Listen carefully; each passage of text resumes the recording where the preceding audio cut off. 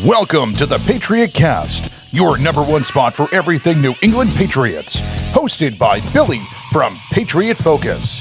Now, let's get into it. What's up, everyone? I'm Billy with Patriot Focus. Welcome to the Patriots Training Camp podcast. I'm here joined by Tim Crowley. So today we're gonna talk about some training camp updates. What we've been seeing from the bleachers. Gabe Akis, he has been signed. Christian Gonzalez yet to be signed. So we're gonna talk about what that situation's looking like. We don't know. We don't know everything. I don't think anyone knows everything yet. So we're waiting on that. But my name's Billy. I run Patriot Focus. Tim, do you want to introduce yourself and where everyone can find what you do?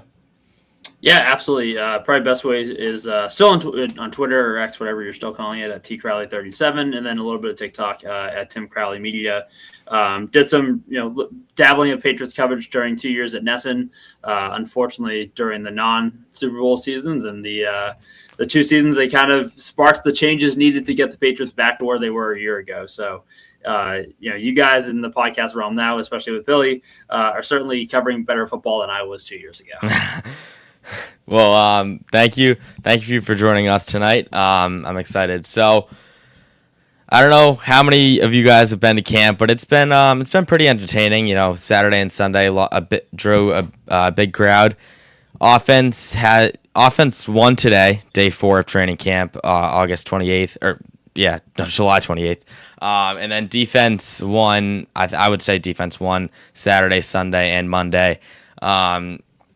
It's been I wouldn't say anything huge has happened yet. Nothing to write home about. Kayshon Boutte has been a huge.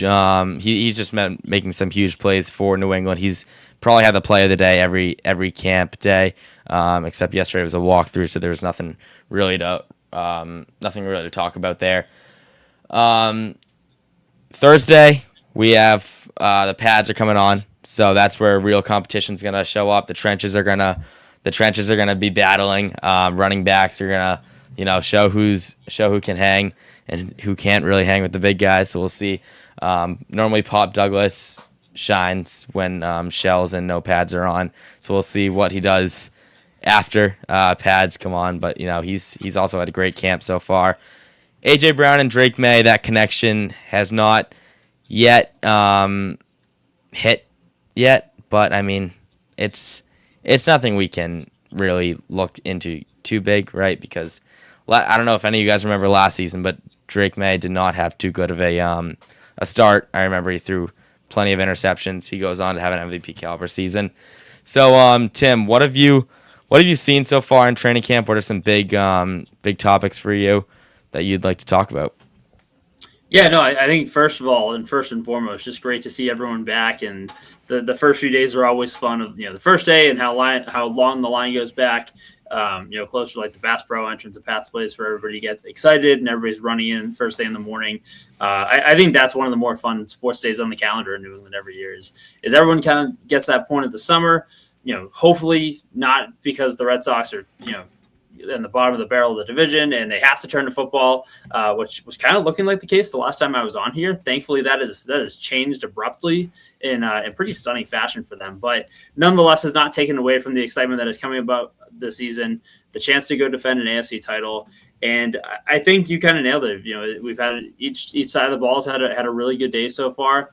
And I guess we can start kind of diving into what Kayshon Boutte has meant in this camp so far. And to maybe if you look back on it, not too much of a surprise, given that this is kind of a steady run of how camp has usually started for the Patriots in the last few years. And it does kind of tie into the people that have concerns for the first few days of, is there something to worry about that Drake and AJ aren't on the same page yet? And Eagles fans certainly want you to feel that way. I don't know how much you've looked at that on Twitter the last few days, but they're taking victory laps about this already, which I think is totally insane I love it. to be doing 4 days into camp and before shells come on, before pads go on. But I don't think there's a ton to worry about that with yet, and we'll get into why later. But just starting with Kayshon Boutte, it's not really surprising that he's been the go-to guy moving forward. In the first few days of camp, obviously, him and Drake had a really good connection, stretching the field last year. But this is Drake's third year in the league, and you can point to times in each of his first two camps where, while there are other names that you thought might be getting the ball more, his first year, some other veterans in the group, obviously Steph Diggs last year, Kayshon Boutte's kind of been the one that's always gotten the early targets, both in practice and in stadium reps and preseason games in each of Drake's first two seasons. Still remember him getting fed pretty heavily against Carolina in the preseason opener. Drake's first year in the league, very similar kind of style in terms of joint practices and preseason looks last year. So not to say that, I don't want to put a label of preseason hero on Kayshon Boutte, because he's clearly more than that as a player. Yeah.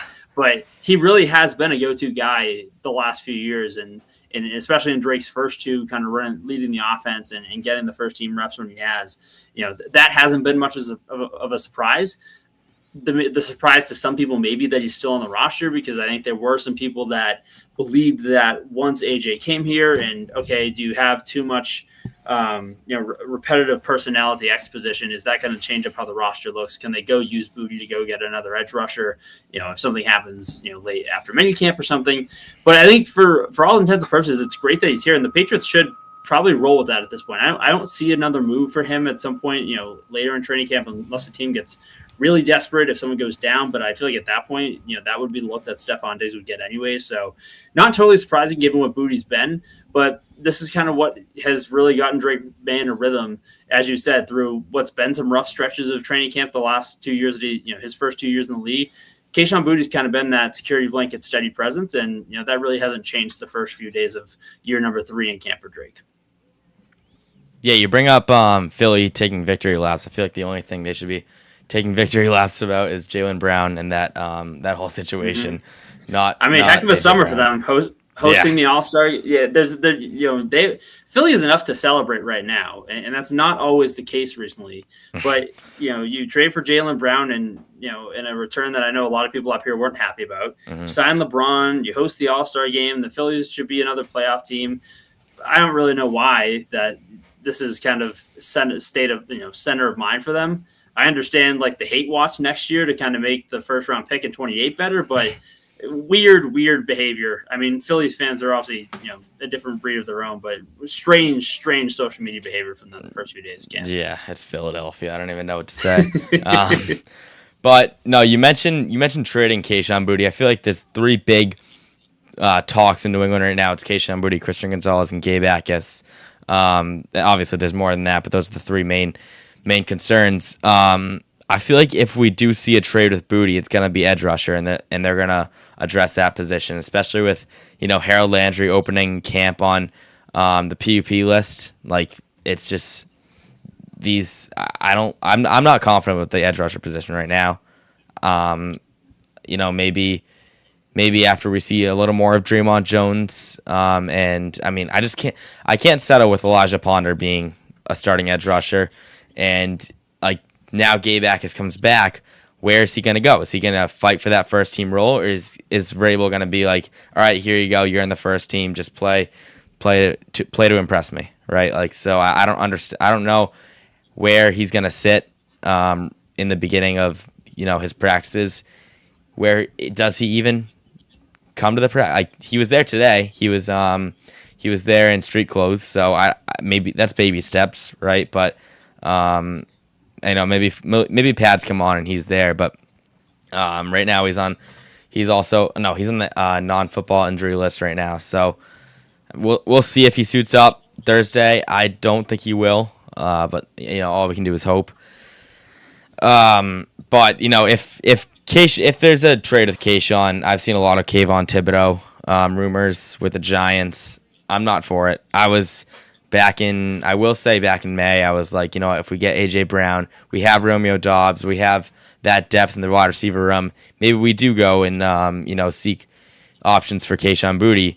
But then now we see him and Drake's connection. It's like, why? What are you really going to get in value over Drake and Kayshon's connection? Kayshon's been with Drake his entire career. There's only a handful of those guys in the room right now. It's Pop Douglas, Kayshon Boutte, and I don't think Matt Collins was here his first year. I don't think so anyway. I don't know. He might have been, but I feel like I don't know. They've had that connection since his rookie season, ever since the first game when Drake May was facing the Texans for his first start and reached Kayshon Boutte down the field for his first NFL touchdown. If it's me, I'm not trading him. I'm not touching him. But I guess if you really think you have the right offer, you can do whatever you want. I don't like it though. Yeah, it feels like that narrative's changed from what you kind of talked about in May and kind of right after the AJ trade in June, that there probably was a greater urgency to pursue a deal, and probably more specifically that one. It feels like anytime there's been that Boutte talk that's still going on, it always still surrounds Thibodeau, and obviously it can kind of make sense for both sides. And you understand why on paper, that would be attractive to both New England and the Giants. But that's the thing at this point is, If that were to go down still, I guess, you still understand the logic in it and kind of filling out the roster, just given how many mouths to feed there are in the receiver room at this point, and kind of what those battles for like later on the depth chart look like. But you kind of touched on it. It's just knowing, especially early on, if it's going to take a little bit of extra time for AJ and Drake to really kind of find that chemistry, which, by the way, and we'll talk about, like, that's okay. Like, he really hasn't been here that long. This was not a move that went down in free agency. This wasn't a move that went down, as soon as you kind of hit the offseason after the Super Bowl. This is less than 2 months that he's been on the books as a Patriot. So, I'm sure we'll get into that, but you think of what Kayshon Boutte's meant. We talked about what he's meant for Drake in the summer of the last few years, but man, you really have to, as the Patriots, check this one off as a win at this point. Knowing how late they drafted him in 23. This is a guy who, earlier in his college career had been a projected day one pick, and for good reason at LSU, and the talent showed.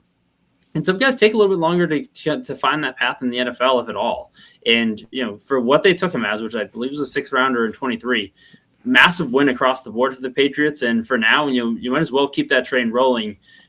While that chemistry builds with the consensus top two guys on the depth chart now in Brown and Dobbs. Yeah, I mean, I know he tore up LSU. We definitely, you said it right. I mean, we've definitely gotten our value for him, but I mean, why not get more than what you can? When you mentioned Romeo Dobbs, I was talking to someone about it yesterday. It was at the beginning of that signing. I can't say I was thrilled. I saw it as a wide receiver one. I saw it as us settling. That was the June 1st narrative was talked about then, but I feel like it wasn't as deep as it was. It was kind of like they might trade up with them, or they might trade them for a draft pick. They might do whatever. Obviously, it ended up being June 1st, and I kind of thought it was going to be that was our words of saying like we're settling with Romeo Dobbs as a wide receiver one. That's why I wasn't too thrilled about it. Now I am. I love the Romeo Dobbs signing. He actually is a lot bigger in person. I thought he'd be. I thought he'd look a little smaller. I'm sure the Guardian cap helps with that appearance. Yeah, it does. I think so. I bet this is his favorite time of the year now, because training camp, everyone has to wear a Guardian cap, and he's like, oh, everyone's Bloods like in. me. Yeah. No, but offensive line. If we rotate over there. The first team offensive line has kind of stayed the same all the way throughout training camp. Starting from the right to the left side, it's been Morgan Moses, Mike Onwenu, Jared Wilson, Elijah Vera Tucker, and Will Campbell. The four guys, Campbell, Tucker, Wilson, and Onwenu, they've stayed the same. Right tackle, it's switched a little bit.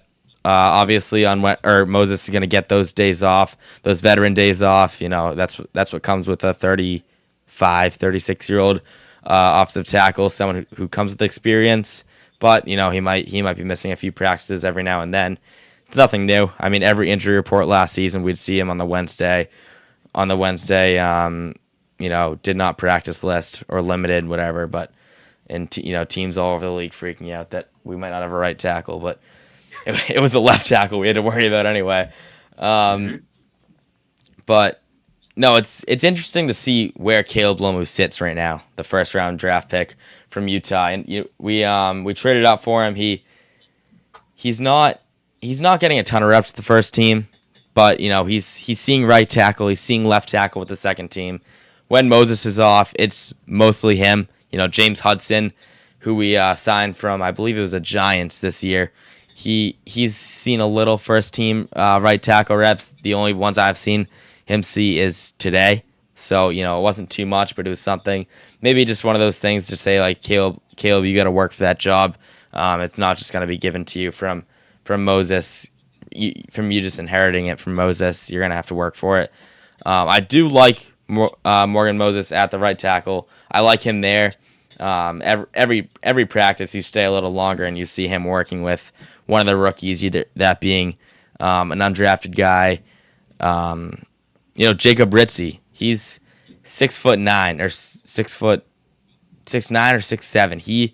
I kind of wasn't really expecting it. He's huge. Like, I don't know. It's kind of cool to see him, Morgan Moses, and then like Pop Douglas and Marcus Jones next to each other. It's like it's a big drop off. But anyway, no.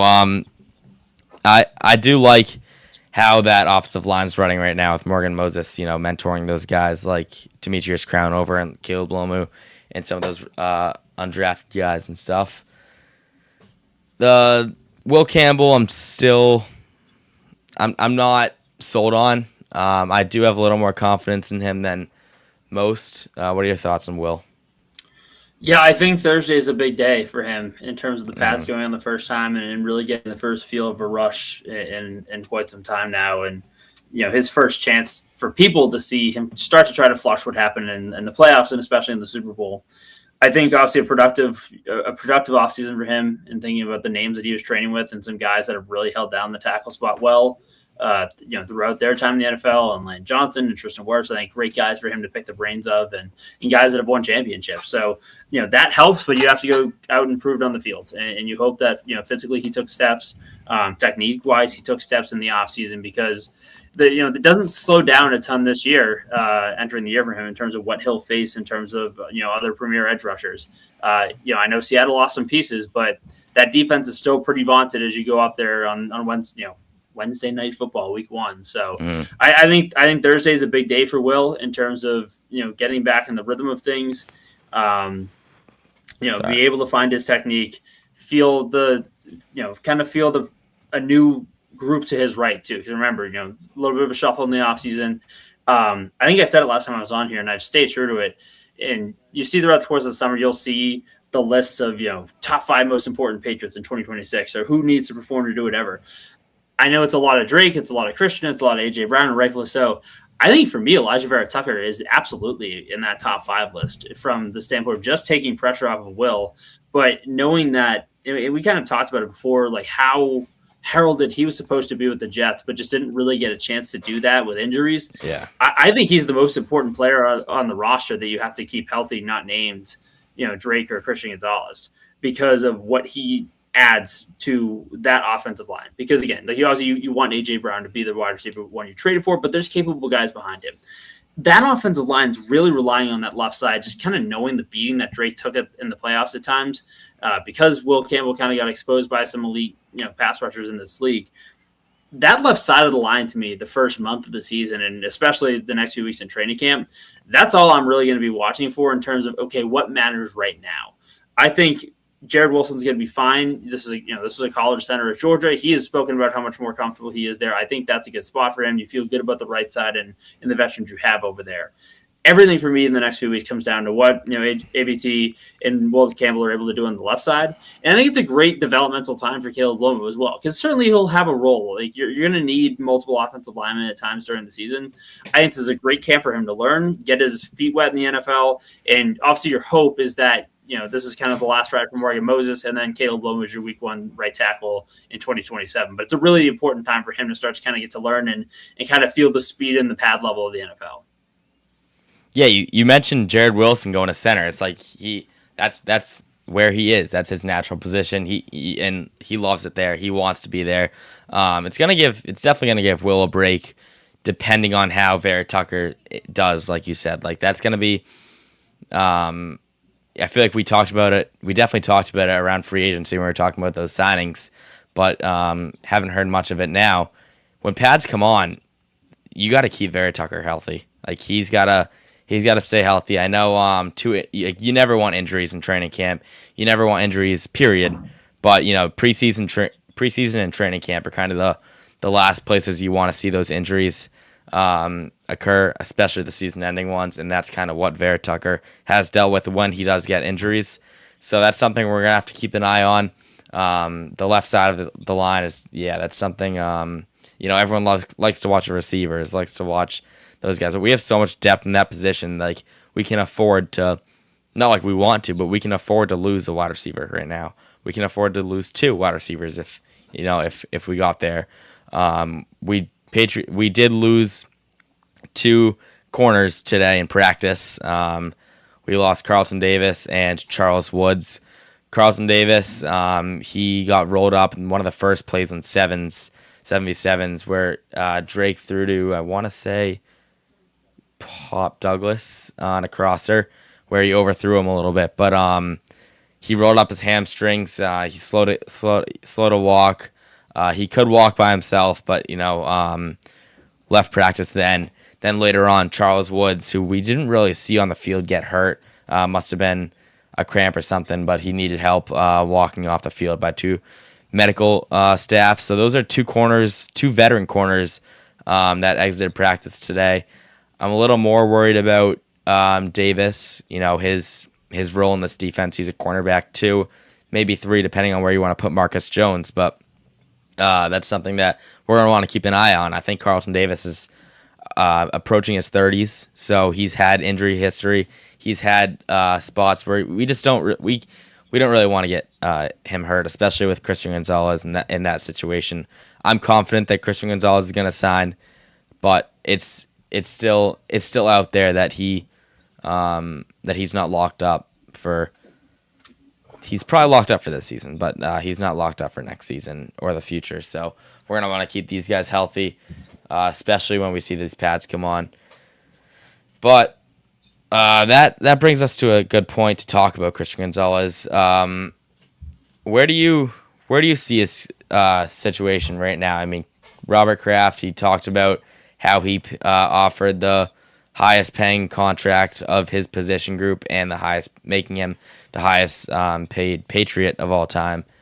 What are your thoughts on this situation? Yeah, I thought the situation the last few days with them talking on back-to-back days was interesting. I thought it was interesting today of how Gonzalez kind of just moved past that part of the question when he was asked about it in terms of, what does that commitment mean to you or that part of the organization. It just feels like we're at a point, and I know that people have talked about this for most of the summer when it's come to Gonzalez, and there will be voices that will tell you it matters. There will be voices that tell you it doesn't. That it really just feels like the clock on, actual movement on the Gonzalez deal will start when Devon Witherspoon signs his with Seattle. Frankly, when I was first thrown around, I didn't really know how much I really cared about it. But given the fact that Witherspoon and Gonzalez do share the same agent, then that probably does matter a little bit, because if anybody, you're going to know the numbers, you're going to know how those negotiations have gone on both sides. Again, are they directly connected? No, but I think in that sense of, when you're talking that type of player representation, then it does. And that's kind of been the comp, I believe same draft year for those guys as well. So I think the fact that you don't have to worry about a player who's like completely disgruntled and not showing up or he's not in the area, that was something that was kind of the biggest takeaway that I had from his availability this afternoon was, just saying how much he cared about being out there and sharpening his skills and making sure he was staying, on pace with the first team defense, not letting his guys fall behind because of him being off dealing with the business side of football. That's really good to see that Christian Gonzalez is not going to let this become an on-field issue as these negotiations go on. So I think he's handled this extremely well, and this will get done. It's just a question of how much longer will it go in terms of camp. Is this something that Christian's going to be willing to, if we get to week 1 and this isn't settled, will he even entertain negotiations during the season? I mean, across sports, there are times that guys will say, hey, if this isn't done by, opening day in baseball or week 1 in football, I don't want to talk about this during the season. Then that matters. And that's probably the only timeline for me that does matter in this standard for Gonzalez. I don't have doubts that it's going to lead to bad blood and he gets traded or something or anything like that. But I think that's the only really timeline to look at is are they on the clock of the season starting? Because at that point, talk shut off, and we'll deal with the 5th-year conversation after that, because I believe the Patriots did finally pick that up a few months ago. So for me, that's just more the timeline is this gets done. Is it doing it before week 1, and then does Christian and his team be willing to be entertaining offers once the season starts? Yeah, I mean, do you want to? How far into the season do we want to get though? I feel like week 3 is the furthest you want to get. Even then, I feel like we're pushing it. Like if we can get that deal done by late August, that'd be ideal. I do agree he is handling the situation really well for how I would expect him to handle it. Because I remember back in the spring, he was sitting out a little bit. I thought there'd be no hope in seeing Kayshon Boutte in training camp. I mean, he was really holding out in the spring. I feel like they weren't really on good terms, Boutte and the Patriots. But I mean, I have no clue. So, yeah, I think we just gotta sign him. I mean, however that is, whatever number that is. What do you think that number was? If you were, obviously it'd be a guess. Yeah, but given that McDuffie is $31 million a year, and he's the highest paid corner, so I would imagine Witherspoon probably comes in like 32, Gonzalez maybe up to 35 if that's the way that Robert Kraft's talking, and take it what you will. I don't see it getting much higher than that. I think 35 is probably where you see that kind of cut off, and like that's the most they're going. I can't see a world where he's getting a ton more than that. A couple million more, annually than Witherspoon, but not by some wide margin, because I think 33 to 35 is a number that gets it done for over probably a 4-year term. Because again, like you have to pay him, but you cannot get ridiculous knowing the number that's going to be coming up. Like obviously, people are glued to this Gonzalez situation right now. This is nothing compared to what they're going to be talking about next year when it's time for Drake to be extension eligible. Yeah. Because people are concerned about this. Oh God! It is not even it's not even scratching the surface of the conversations that we'll be having. Like, can you imagine if we get to call it like August 25th next year, and Drake's situation isn't figured out? Like you think this is nuts? Like just wait till then. Oh God! Now that you bring that up, that's gonna be scary. I mean, you look at Surtain. I don't think Surtain's getting a ton. Like. Did he get paid already? I was trying to remember. He did, yeah. Okay. He's only 24 and he got paid. No, 2024 he got paid. Okay. He got 24 mil. But I think Ramsey was the highest paid when he got like 26 or something. I remember him being the highest paid corner. He only got 26. So like, I bet we're gonna look back at this contract in like 2 years and say he's getting nothing. Like why was this such a big deal? Yeah, I mean, it's pretty remarkable to see some of the defensive positions, how much the number's blown up the last few years. Mm-hmm. You talk about corner, and rightfully so. I mean, look at today. Jalen Carter signs his extension. I think that's in the range of 38 annually. And you got Milton Williams at 26, and that was a big deal at the time. Yeah. That was only a year ago. So, there are a couple really key positions coming up defensively. Corner's kind of been longer going on that side. But I think you watch the last 5 years and see this kind of resurgence of game wrecking from interior defensive linemen and that upper echelon in the league, you understand why, and it makes things interesting, especially for a team like the Rams. If Aaron Donald actually does end up coming back, on probably a cheaper deal than that, that kind of value that exists there too. So yeah, it's really interesting to see how those two positions, the numbers have changed the last few years, but obviously at the end of the day, you have to get the deal done with Christian. He's a top 5 corner in the league and make the argument for top 3. There's no reason to not get it done. And I think that's part of it too, is you don't want to have this become something that is going to, rub Christian the wrong way that it took this long, but also knowing that you need to show that you can get deals like this done, knowing that number 10 might be watching this and kind of forecasting for the same conversations that he's going to have a year from now. Yeah. I mean, I feel like it's kind of hard. Like I wouldn't be shocked to see it rub him the wrong way, but like it's kind of hard for him to noticing that he is getting the highest paid contract in the league, or he's been offered that. So I feel like at that point it's just up to him or his agency or whatever. Like who's gonna set the tone in the market? is going to be Witherspoon, is going to be Gonzo. I mean, those agents, maybe Gonzo doesn't even need all that money. Maybe he wants to accept it. It's just those agents are going to want to rep themselves as, we got the highest paid corner. We got the top 2 highest paid corners in the league. Come to our agency, right? So it could be something like that where Gonzo really has no control of what he gets, which is probably the case. But I mean, I'm not in the front office, so we'll see how that situation plays out. For how he's handling it, I don't see it affecting his season a ton, especially with him like participating, and for how much he's gotten hurt, or for I guess what his injuries has turned out to be. It's really I'm just kind of surprised I'm surprised he's playing though. I mean, he get hurt last off. Yeah, he got hurt last off season too, where he missed the first 4 weeks. Yeah. He missed.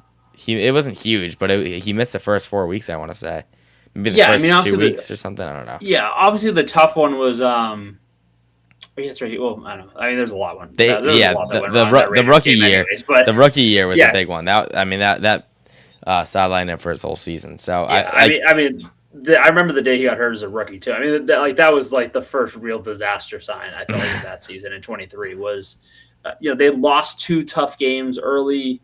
I thought, and again, this is as someone who's probably the biggest Bill O'Brien coordinator defender you'll ever talk to. I thought they were going to start to figure it out, just given that they had 2 tough losses early on to the Eagles and then the Dolphins on Sunday Night Football.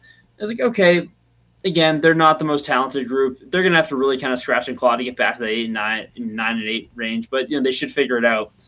And then they went down to Dallas and just totally got their doors blown off on like the 425 Fox game, and just complete disaster. I think that was the game that Mac tried to throw a ball like halfway back across the field. That gets picked off. I think that was the year that Deron Bland had like a million pick sixes. Yeah. But that was the same game. And, when it rains, it pours. I believe that was the game that Gonzalez went down for the year. So, since then he's been pretty available. I know, like you mentioned, he had that little bit of a blip at the start of last year. I think he was back by week 2 in Miami. I think. Yeah, I think you can somewhere around that.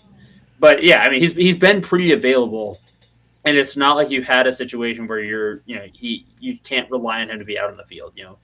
He had a weird injury and a kind of lost season in 23, and he's been great since then. Like, it's really not a concern moving forward. Yeah.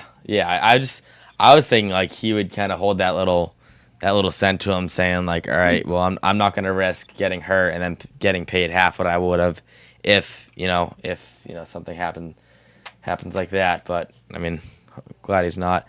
Let's go to Gabe Akis. This is kind of more of an interesting situation where we trade up for a second rounder, edge rusher, position of need, probably one of the biggest positions of needs if I were to look into the depth chart, right? Like, I'd say the edge rusher is the biggest position of need, and he doesn't show up to Foxborough until what's today?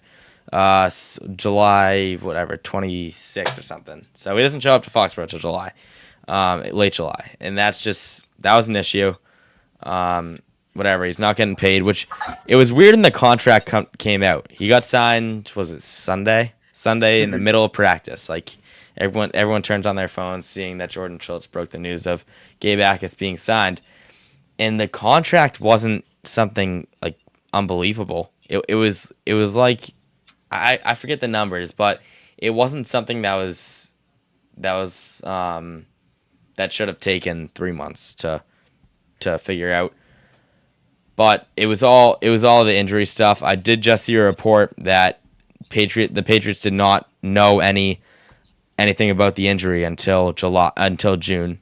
So if that's true, that's no good. What are your thoughts on the Akis situation? Yeah, weird one. I thought timeline was not as much of the story in this, and I actually just went back to check this because I was trying to remember, and I think that was more of trying to set a record for guaranteed money for the pick in the round. But Trevion Henderson didn't sign until right before training camp last year. I think he was June though, wasn't he? June? Was he? I thought he was a little. I thought he was like June 19th or June 20th. July 18th last year. Oh, it was July. It was. Yeah, little before training camp. I think that was but that was more of a thing. I think him and his agency were trying to get the biggest guarantee. Or, that was all guaranteed money. Yeah, it's all second rounders. Okay. It's like, come on. Seriously. So at least you kind of knew the avenue there. This one was kind of a mystery a little bit more, and it's kind of like you mentioned of why he was that important. Obviously, Trevion was too, but you had Ramondre. Yeah. Like this came down to how important kind of just making the roster is. In doing so at this time of where the program is and where Drake is in his deal. And again, you're getting to the first point of paying Christian. You have to pay Drake next year. This especially when you talk about putting together, people talk about all the time, and it was a big point last year, make sure you're spending money when your quarterback's on a rookie deal. That's how you have to be able to win these days. And as your quarterback gets closer to that first big deal, building out the rest of the roster in a financially smart way becomes that much more important, especially at some of these positions, because it was a good, not great group last year. Also, I thought Harold Landry came out of the gate really well last year before he kind of got banged up, and the knee was just never the same after that.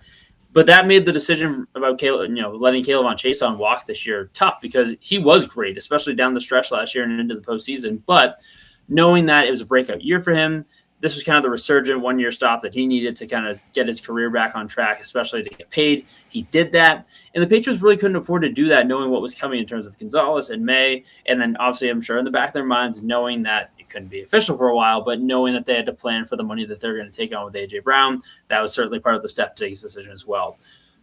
When you come down to how the roster is built, and again, they've spent money, they had cap space. It's not like they're in this really tight realm yet. But with that said, they needed Akis to be here, not just in the sense of getting the deal done and setting the standard for the room. This is someone in the second round with a lot of Big Ten experience that they're counting on to come in and make an impact off the edge this year, knowing what they lost in the offseason. And you need a guy that's in here doing that on a rookie deal at this point, given who's coming up on the payroll that you have to get done in the future. You can't go out and pay Caleb Chason money. I think he got in that 18 to 20 AAV. When he signed his deal this year, knowing what's coming and then bringing on AJ, you can't afford to do that. So you need an impact guy here, present, performing, and ready to go for the season, because you don't have the flexibility. And I think at that point, if this became an issue any longer, I think we do circle back to, you kind of do have to at least check in on if that Booty Thibodeau deal works. I think at that point, if the Akis thing hadn't gotten done, maybe that becomes more of a priority, and maybe the tone is different, especially even after what Booty's meant, like we talked about the last year, just throughout the course of the season, being able to stretch the field, but what he's meant to Drake and kind of kickstarting him in camp the last few years. If the Akis thing had gone further on, then I think that the conversation changes, and that actually may have been something you needed to do, not just something to explore. Nonetheless, he's in the building. I know he's on the NFI list. You need him on the field as soon as possible, because he needs to make an impact this season. Do you think it'll be Thursday? Fully pads? I feel like that's rushed. I think you're. I don't know the timetables, just particularly for kind of what that looks like when guys go on NFI to start camp. Yeah, but I mean, it's not you want to get a feel for the defense. I think it's not as much of a concern of we had a receiver do this or a running back do this, and he has to learn the entire offense. I don't think it's that level of rushed in terms of what the next month looks like, but you do want him out there in September. You really do need him, especially if Landry's not going to be fresh week one. I'll give them this. There's room to be worried about that edge rusher position right now, especially with the Akis stuff going on. They've trotted out worse groups than that and gotten something out of it. This is not 2011 where you're relying on Mark Anderson Sr. and 39-year-old Andre Carter out of nowhere to come try to get some pressure on. They'll be able to generate it. And I think it's okay if you have a month where there's a little bit more on the plates of Christian Barmore and Milton Williams. That's why you have those guys. That's why you have them to disrupt the passing game and get home on third down. That's why you have them. If that was not the case, then obviously I think there's more room for concern. But because of what you have on the interior side of the line, see what happens the first month, and you hope that he kind of just gets in a rhythm and maybe you could kind of give Landry a breather, let him ease into the season. They're going to need production from them, no doubt. Edge rushers change the game the way the game is played today. But given what you have on the interior with Barmore and Williams, there might be more on their plate, but you can live with that, kind of the way that this team's going to have to play defense. Yeah, I will say what does shock me. I stand by the fact that we should not have gotten rid of Jason. What would you have paid him? What would your number have been? I would have been 15. Okay.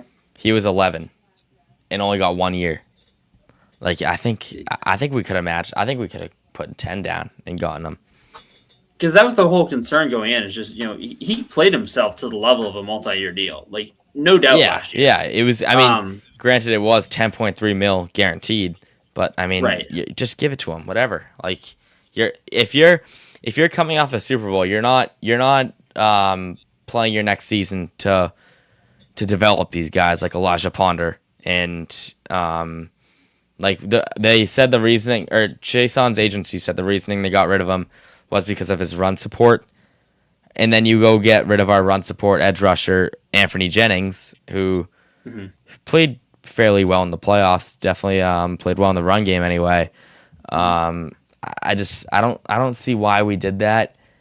It's a little too far back now to talk about, but it's if our edge rusher, if our edge rushing room was that in crisis mode like that, we should have planned it out a little bit better.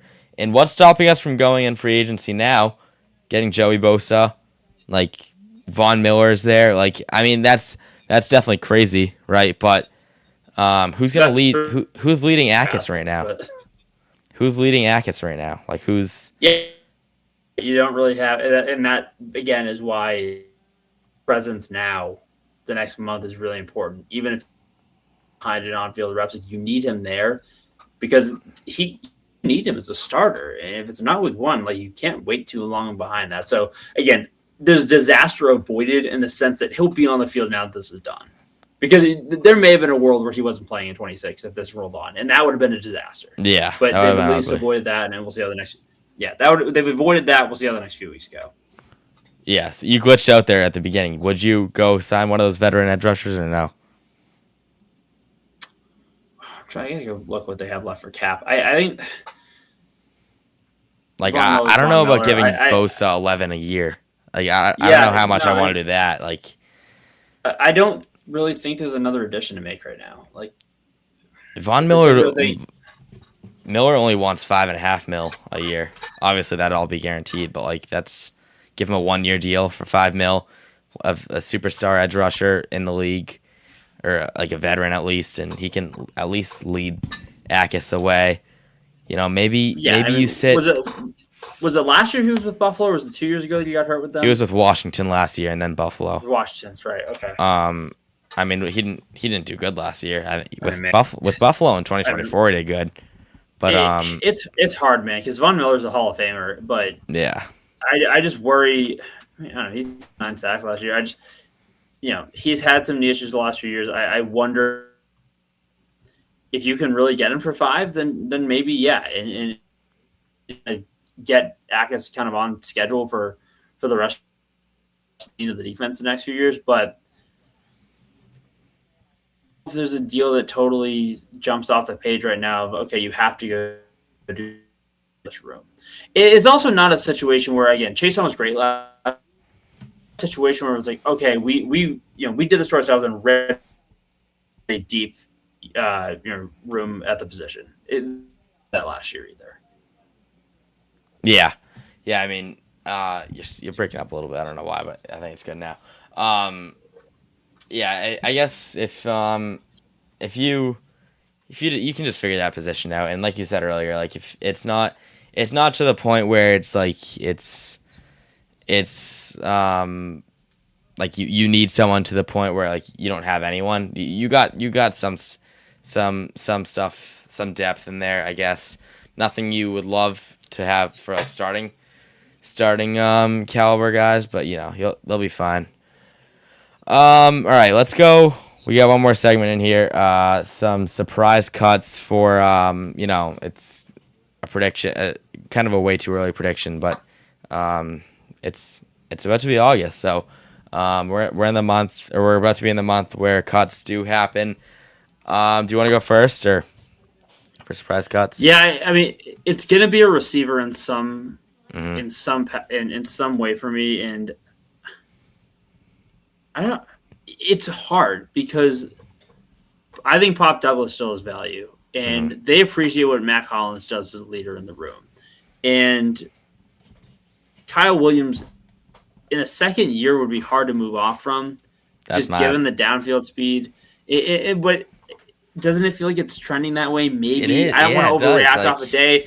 Well, that's been the thing at camp the last few days, right? Like you haven't really seen much of him. I don't want to jump to a conclusion after 4 days before pads have gone on, but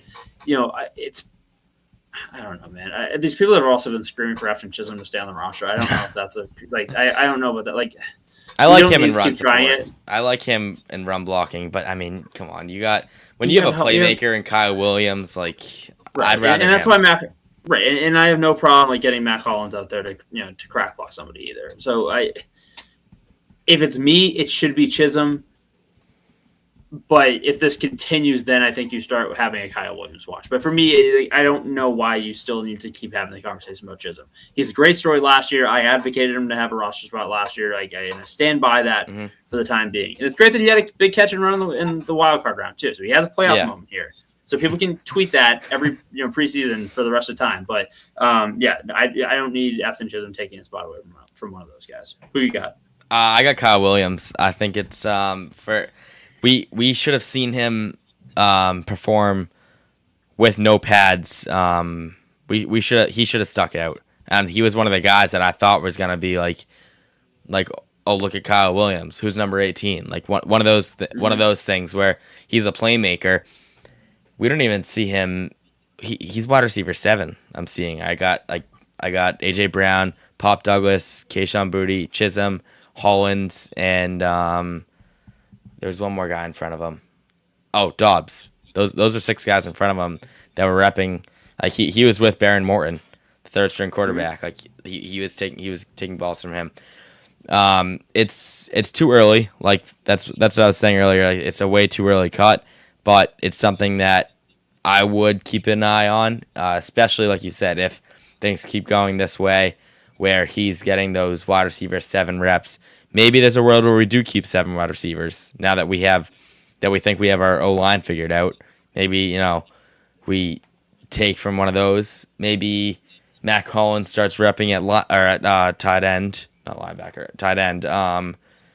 But I just, for how things going right now, I see more of a Javon Baker, Jalen Polk kind of story for Kyle Williams, as much as I hate to do that to him, but that's kind of where. At least if anybody was standing up out of the wheelchairs last year, it's because of Kyle Williams. Javon Baker never had that play, and I wish he did. I wish he had a play to point back to. At least Kyle Williams had a couple touchdowns last year. What did he have? 4? Didn't he have 4? Yeah, I mean, but you think of like 2 of them. There's like there were some wow plays in there. Yeah, the Bucks one was nice. Right, the Bucks one kind of breaks away with the speed. The Ravens. I thought the Ravens one and the Giants one, both over, one over each shoulder. I'm like, man, like the ability to track the ball with the speed he has, like you don't need him to be a 1 or a 2. Like I certainly hope that that's not the ceiling that people are talking about. But when you need a spark like that, and a lot of attention's going to Brown and Dobbs in the slot, like it does help to have Kyle Williams be able to go out and add a wrinkle to stretch the field like that. So, I hope that changes in the next few weeks. But if this is an early sign of kind of where the team feels he's at in the room, then keep an eye on it for when 53 man cut comes at the end of the month. Yeah, no, what I am surprised about is where they're putting Matt Collins in these little rotations. We're seeing a lot of him at he's more Tommy DeVito in the second team, but I guess there's so many receivers that you can't put them all on the first team. But Matt Collins isn't. He's definitely played a lot more second team reps than I thought he would. Like with him being our only touchdown scorer in that Super Bowl, I feel like that would get him a little more points. But can't take it away from him, right? No, exactly. So it's like I feel like he's the only successful Mac in this room in this offense in a little bit. So for anybody that's at training camp the next few days, they're doing the what used to be the tent sale at the pro shop. There's an entire rack of Mac stuff that they're still trying to get rid of. And every once in a while, I still look by. I'm like, damn, like man, like the red tee. Yeah, it's $10, and I'm like, maybe one year they get me and I just cut the sleeves off or something. But there's got to be a way to take that tent or that Jones off and put Mac. Yeah, I mean, like that's the thing. Like I don't know. I mean, again, I'm sure I still have a Mac jersey buried somewhere in the house somewhere, but I'll give credit not to be throwing it at other, not to be throwing other media people on your podcast, but I thought it was funny. There's a whole slew of new interns at 98.5 The Sports Hub this year, and I was listening to one of those segments they let them do the other day, and it was like that whole like social media trend of like, oh, he's a 10, but whatever. And one of them was like, oh, like he's a 10, but he he went all in on like second year Mac Jones. Like, oh jeez. And which still, I think Mac had a ceiling that was going to be hit. Yeah, I do really wonder if there was a real coordinator in the room in 2022. What happens? I really do stand by that because bias or not, I think by the time 23 came around, I don't think there was a ton that O'Brien could do to save them after the damage that was done in 22. Yeah, I guess. But yeah, again, that is like all time O'Brien defending, but just knowing what he's done with other quarterbacks. But that's a big what if for me. And honestly, it's not one that Patriots fans should be like, oh, I really do wish that Mac had been saved. Because it's like, all right, no, you're going to take the ceiling of Drake May, you're going to take the ceiling of Mac Jones. Like, we're not going to have that conversation. If there is a ceiling of Mac Jones, yeah. Yeah, like there's another alternate universe where he probably does have a pretty manageable season in 22, and they win 11 games and go back to the playoffs. Yeah. They don't win the division because the roster was still so like worlds above at that point. But yeah, you do wonder if a capable coordinator gets them back there in 22. But again, that's in the past, and I guess we'll never know. There shouldn't be anybody choosing that alternate reality over what we have. Yeah. There's just I'm fine without knowing. I think if there's another one that you have, and I'm interested to know this, I think the only alternate universe in the last 10 years, and again, this might sound spoiled and stuff. Oh, well, why are you trying to change what was already a really big history of the Patriots? I think the only alternate reality that even should scratch the surface in terms of people's interest in the last 10 years of this team is I always come back to, what if they kept that receiving core from 19 together that first few weeks of Brown and Edelman and Gordon, and people always forget, because he was one of my guys too, and rest in peace. But I wanted Demaryius Thomas still on the outside too. I thought he would have been fun for a few weeks. I know he kind of slowed down at the end of that camp, but I think that's the only alternate path that people should be exploring the last however many years is that 19 receiver room. Just knowing that, I just remember sitting there in December of that year as they really struggled to put it together, and then they choked away the 2 seed. Just like, how did we go from Antonio Brown and Josh Gordon to like pre-learning how to separate Jacoby Myers and I don't know. I was a little bit of a N'Keal Harry truther back then too. I was too. I have his jersey somewhere in that closet. Yeah, like it's hard. But you know what? That's another one. All's well that ends well, and the Patriots still get AJ Brown. It just took a while. So you don't have to explore that much either.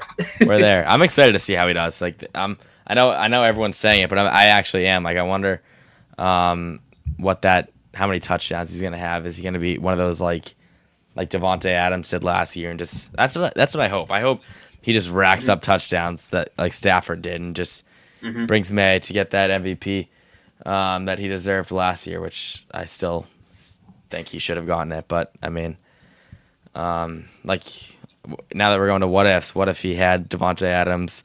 What if he had the Rams core that Stafford has? But at the same time, that comes with facing the Niners defense, the Seahawks defense, and I guess we can say the Cardinals defense if you wanted. But no, I think that I'm trying to think more about. I feel like there's something big from practice, but I know Kayshon Boutte. He's been having some great days. He got play of the day today. He beat Kevin Byard and got like a 50-yard touchdown catch. That was nice. Kevin Byard has been beaten in coverage a little bit, but obviously nothing you want to look into as he led the NFL in interceptions last year, and we shouldn't really be worried about him. He's not going to be playing he won't be playing a lot of man this year either. No, yeah, exactly. So I'm not too worried about that. Special teams has been pretty well. Borregales went 11 for 12 in the past 2 days from 40 to 50 yards. His one miss was missed left on a terrible snap from Julian Ashby, but we're not going to go sign another long snapper. So I think everything that matters we talked about today. I mean, something to keep an eye out these next few days is that Carlton Davis and Charles. No, it wasn't Charles Woods. It was why am I forgetting the other corner that got hurt today? Anyway, keep an eye out on those guys. I don't know where they stand right now, but we'll see. It's Charles Woods. I was right. All right. Well, and then also one more thing. Ramondre Stevenson, he left practice early today, but there was nothing to that. He puked a few times in the backfield, so doesn't everybody this time of year? Yeah, exactly. So either heat or he's been on the couch a little too much.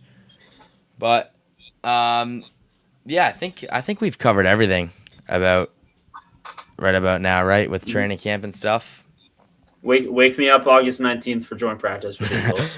Yep. Wake me up then, and we'll start having conversations. Yep. Any one more thing, we're gonna go to your world. What are your thoughts on the win streak for the Red Sox? Obviously, it came to an end, but how do you feel about the team right now? Yeah, I mean, it's going to be one in a few years that you look back on, and it's just, how did this lineup do that? Yeah. Like, how did this lineup do it? It takes an incredible starting rotation to balance it, and they have. And I think it's incredible what they've done without Garrett Crochet this entire stretch. Mm-hmm. And Roman. And this is the really unfortunate part. It's just, I don't know what happens in the room where you have both of them go out in a week, and both of them, it's like, all right, it should be like minimum milestone, and then they're just, at this point, I don't expect to see either one of them this year. You have Curtis Mead go in for X-rays after getting hit by a pitch in his second at bat as a Red Sox last night. Everything after the game says, oh, it's X-rays negative, and then not even 24 hours later, actually his wrist is broken. He's going to the IL, and we'll see him, whenever. But they keep overcoming stuff like this. They keep doing it all year. And I don't think that the Mead trade is like they're one and done at the deadline. I think that there is more moves to come. How big that swing is, we'll see. There's prospect capital to do it. There's pitching, there's young pitching, controllable pitching to do it. I really hope that it's a short list of guys in my mind who I'd be willing to do. And maybe they do get creative and go with a name that hasn't been talked about a lot. But my biggest fear is overpaying for someone in like the Zach Neto conversation. And that's the name that I feel like keeps coming back to them. And I don't like his profile. I don't like the strikeouts. I don't like the defense at short. I don't think it's much of an upgrade over some of the other, pieced together play at shortstop you've had between Chang and other guys they've run through that position. So it's exciting. I think the best way to put it was exactly what Dave O'Brien said when they won number 15 in a row, and just thank you for giving us our summer back. Mm. It's a fun time of year because I love the overlap of the trade deadline and the start of training camp, but you want it because both teams are good and not, oh, thank goodness we can turn the Red Sox off and go to the Patriots. You want them to both still be good. And I think my favorite years are obviously, it's not like I'm not watching the Patriots every day of, the season and kind of tuning into the news of every day. But it is always kind of nice where your extreme attention comes to them in like late October after a playoff run. Okay, now I'll kind of turn my, my heart rate going up every day to them instead of, okay, Red Sox right by August, so now we're going to be stressing from week one on. Yeah, but that was kind of how 21 was, and that's what made the run fun with Mac. It's like, all right, well, yeah, they were fine in the September. Like they had a couple weird games. They lose the opener, but didn't really have to pay too much attention to it because the Red Sox were in the ALCS. And hopefully for people around here, that's the direction this goes. And I think they're back. They're back on the point where they should be a playoff team. Like the schedule's not crazy the rest of the way out. So the fact that they're here is nuts. Certainly did not see that a month ago. And can't not believe that this is the lineup that got it done, but here we are, and it should be a fun final 2 months. And above everything else, it was nice for them to return to the postseason last year. The goal this year needs to be hosting playoff games at Fenway Park. Like that, you have to be back playing in October at home. Yeah, I feel like it was probably 3 weeks ago now, maybe a month ago. It was saying that the Sox are going to be sellers in the trade deadline now. Definitely buyers, right? Just because 100%. What we've done is what we're gonna say, and not to say that it stinks that they are, but it was really interesting because even now there aren't really a ton of like bona fide sellers, like big group of people that are going out there and ready to ship. So it's in terms of who actually gets moved. That was the one thing of you want to win. So this is not the preferred option. But there was a chance to do really well and kind of stock the farm system for a while and get back young MLB talent that could help in 27. But you always prefer winning now. And that should be the case, and that's how this deadline should be approached. I'm just glad Chapman stays in that bullpen. I always like seeing him going to a Sox game and him closing. He would have gotten a haul. Look. Yeah. He would have gotten a haul, but you got to have a guy that can shut games down in a pennant race and close it out in October. He can do that, and it is great that you will have him to do that for the rest of the year. What do you mean? Like, where do you think he would have been? Like, what value do you think we would have saw in him? Man, you could have probably had at least one top 100 guy from an organization come back. I think that you're probably looking at a couple. You're probably volume of players. You're probably looking at probably 3 or 4 guys if you run this right, because of what. Is it the return of the Mason Miller trade last year? No. But there is a really high price tag at the deadline if there is a true shutdown closer at the back of a bullpen that's available. And Chapman probably would have been the best one because I still don't know what the Padres are doing with Mason Miller. It's a weird situation. The Padres are weird every year at this time of year. But, yeah, you could have netted some legit guys coming back in terms of the farm system, especially, not in the sense of like it's a bad farm system, which is okay. You had top talent and graduated with Roman and other guys. So it would have been a cool place to replenish that. But again, doesn't matter. You want to buy now, win in the moment, take advantage while you have it. Because this is a bad American league. Take advantage of it. Yeah, it's a terrible American league. I was shocked when they won the All-Star game. I'm like, oh my god. In shutout fashion, nonetheless. Yeah, I know. It's not very good. Home Run Derby was good. I will say that. But no.